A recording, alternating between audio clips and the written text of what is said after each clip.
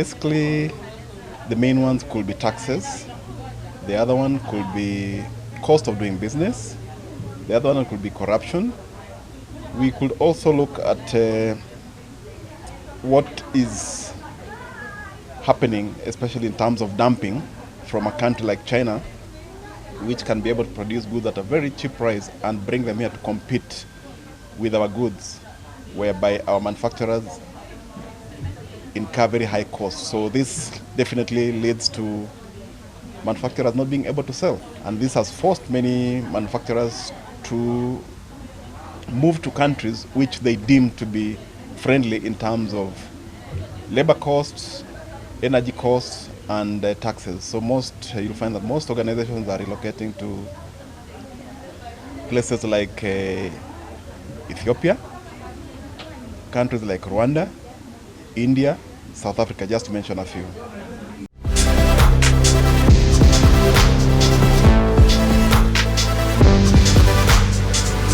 In the short term,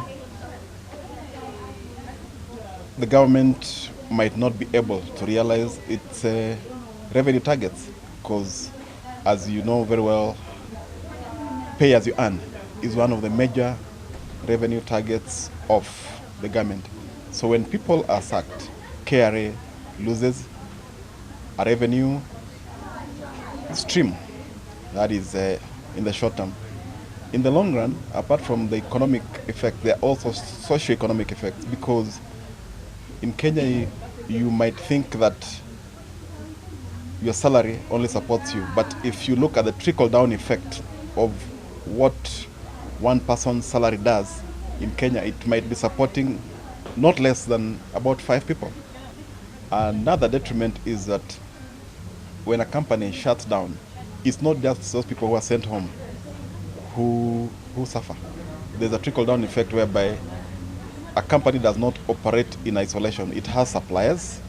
So let's say somebody was supplying an organization like SportsPesa, for example, which says now it's going to close its Kenyan operations. Those people will suffer.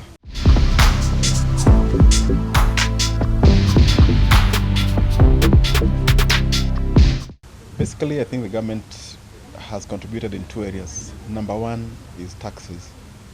Kenya is one of the countries with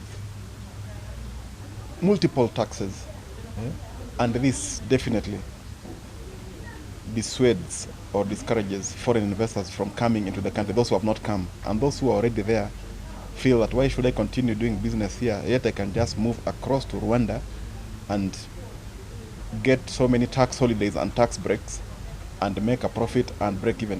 Secondly is the cost of electricity. Yeah, at the moment, electricity is one of the major factors of production.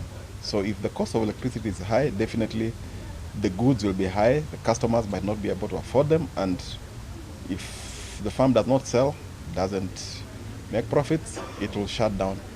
Then multiple levies, whereby you find that if you are an organization, you are taxed by the national government, but the county government also still wants to tax you, so you end up paying double tax. This leads to multiple taxation, which leads to forcing people to close down. Then maybe finally infrastructure. We still don't have very good infrastructure in terms of moving around of goods, and this adds to the cost of doing business.